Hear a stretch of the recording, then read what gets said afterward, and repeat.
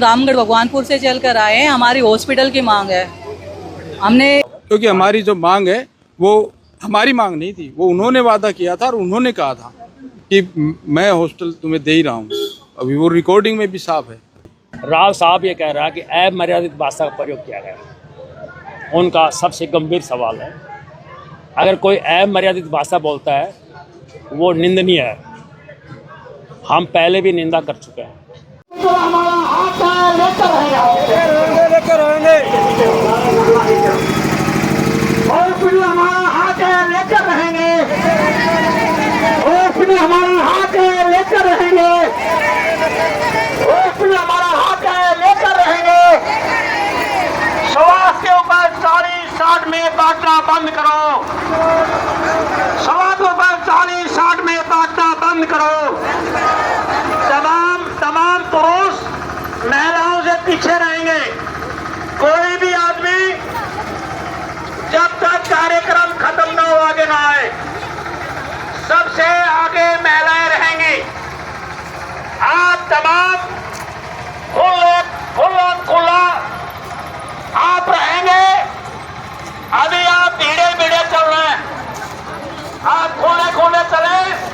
पीछे से जो व्हीकल रैली को बीच रहे हैं वो अपने व्हीकल को दूर रखें। वॉलंटियर साथी बताएं ट्रैक्टर थोड़ा पीछे बीच में ताकि खुले उठे। जन आंदोलन जिंदाबाद जिंदाबाद जिंदाबाद। जन आंदोलन जिंदाबाद जिंदाबाद। ना टूटेंगे, अपना हक लेकर रहेंगे। हमारे हक की आवाज जिंदाबाद। आप बोल रहे हैं ये जो बीच में व्हीकल जो घुसाया जा रहा है वो पीछे कर रहे हैं। ये बीच में क्यों जा रहा व्हीकल? ये होने से साथी अगर शुरू हो रहे तो व्हीकल को पीछे करवा दो। ये रैली धीरे हो जाएगी।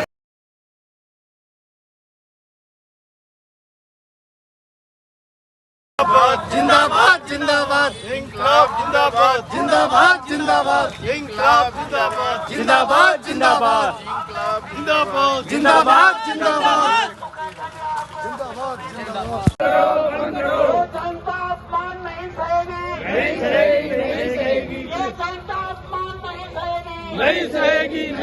लोगों का भाईचारा जिंदाबाद जिंदाबाद जिंदाबाद। जिंदाबाद जिंदाबाद जिंदाबाद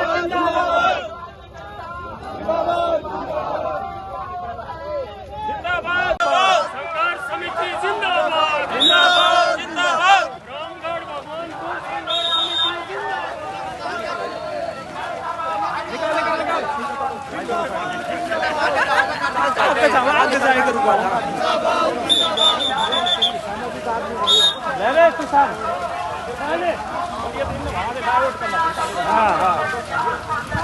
हम रामगढ़ भगवानपुर से चलकर आए हैं। हमारी हॉस्पिटल की मांग है। हमने 10 किल्ले जमीन दे रखी है। बदले में राव साहब ने ये कहा था कि हम आपको हॉस्पिटल देंगे। उनकी वॉइस रिकॉर्डिंग भी अब उन्होंने मना कर दिया। पानी की डैम के लिए हमने उनकी डिमांड की थी। उनकी डिमांड थी कि भाई पानी का वो बनवा दो, रेवाड़ी को पानी दे दो, हम आपको हॉस्पिटल देंगे। अब वो मना कर रहे हैं। मिलना जिस दिन ये बुजुर्ग लेडीज थी सभी गए थे हम वहाँ पे, वो मिले ही नहीं वहाँ पे। ये देखिए, इतनी भारी बारिश में भी लोग जो है पैदल जो है बारिश में भी चल रहे थे, लोग डटे हुए थे।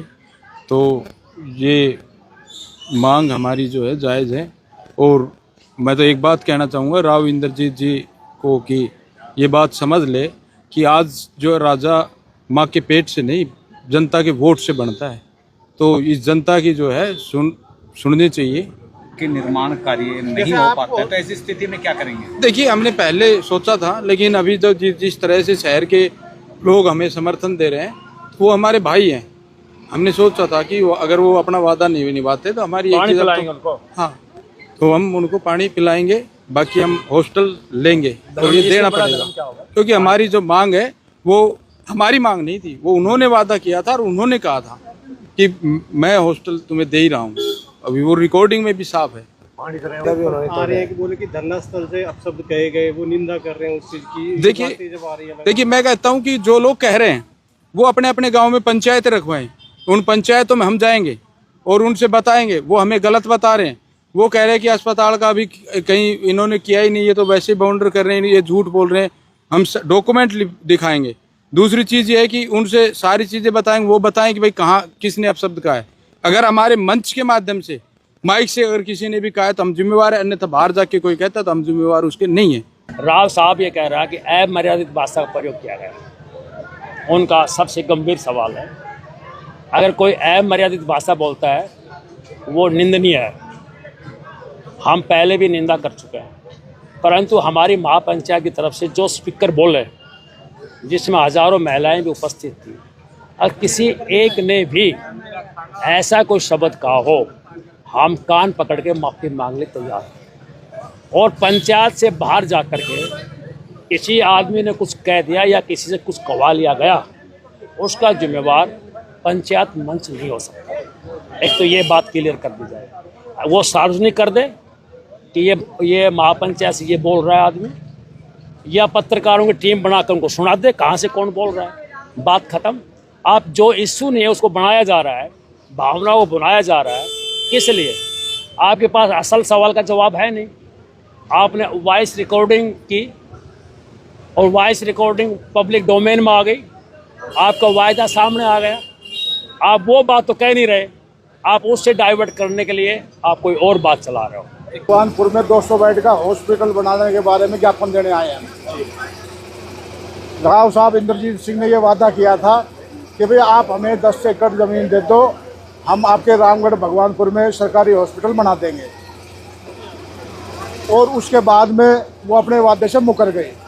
तो हमारा ये 17 तारीख से धरना रामगढ़ बस स्टैंड पर चला हुआ है और 29 तारीख को एक महापंचायत हुई थी, उसमें सब लोगों ने निर्णय लिया कि भाई ये धरना जारी रहेगा, जब तक हमारा हॉस्पिटल नहीं बनेगा तब तक हमारा धरना जारी रहेगा। और आज हम 10-20 गाँव से लोग मिलकर, सभी ये जो किसान मोर्चा वगैरह जो भी है, सब मिलकर डीसी साहब को ज्ञापन सौंपने आए हैं अपने अस्पताल बनवाने के लिए। कहना चाहूँगा कि इन्होंने एक झूठ के खिलाफ आवाज़ बुलंद की है। जिस प्रकार केंद्रीय मंत्री राव इंद्रजीत जी ने इस सारे मुद्दे पे झूठ बोला और समाज से मिलने तक को गुरेज किया, उनको अपमानित किया, इससे क्षुब्ध होकर के इन लोगों ने यहाँ धरना शुरू किया। और पहली पंचायत इसमें 29 जून की थी, जिसमें हमने भी उसमें शामिल हुए थे। उसमें सारी सकारात्मक बातें हुई थी। ये था कि इलाके को, इस रेवाड़ी को 200 बेड के अस्पताल की आवश्यकता है और ये जो जगह सुटेबल दी है, इस सुटेबल जगह का इस्तेमाल करते हुए यहाँ अस्पताल बनना चाहिए। उसकी एवज में जो 10 एकड़ जमीन रेवाड़ी शहर के पानी के लिए दी, ये इन भाइयों का जो ना बहुत बड़ा परोपकारी कार्य है, तो हक तो इनका बनता है। फिर भी यदि इनसे भी सुटेबल जगह हो तो ये जिले का वो बनना है। ये पूरा जिला, ये रामगढ़, भगवानपुर, ये सभी लोग उसमें सहमत हैं।